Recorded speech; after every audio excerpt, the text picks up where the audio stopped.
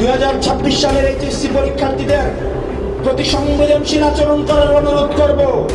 না হয় এই শিক্ষার্থীরা যদি রাস্তায় নেমে দৃঢ় অবস্থান নেয়, আপনার পাটাতন যে শক্ত না, এই অর্ধবেলা আন্দোলনেই সেটা বোঝা গিয়েছে। আমরা 24 পরবর্তী বাংলাদেশে এই ধরনের বাংলাদেশ আমরা চাই না।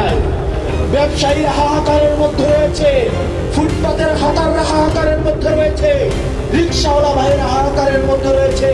200 টাকা ইনকাম করলে 50 টাকা বিএনপি ছাত্রদল যুবদলকে চাঁদা দিতে হয়, স্থানীয় এমপিদেরকে চাঁদা দিতে হয়। এই চাঁদাবাজির বাংলাদেশ আর চলবে না।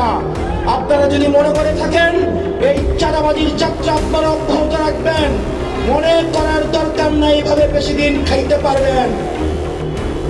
হাসিনার হয়তো 17 বছর লাগছে। আপনারা এটা বলেন সত্য, প্রত্যেক দিন জুলাই হয় না, প্রত্যেক বছর জুলাই হয় না, কিন্তু যখন জুলাই হয় তখন পালানোর জায়গা পাবেন না। হাসিনার জন্য ইন্ডিয়া ছিল, আপনারা বলেন আপনারা বাংলাদেশ পন্থী দল, আপনাদেরকে আমাদেরকে ইন্ডিয়াও নিবে না, পাকিস্তানও নিবে না, আমাদেরকে এই দেশের মধ্যেই থাকতে হবে। এবং আমরা যদি জনগণের আকাঙ্ক্ষার বিরুদ্ধে যাই, জনগণ আমাদের রাস্তার মধ্যে আমাদের বিচার করবে।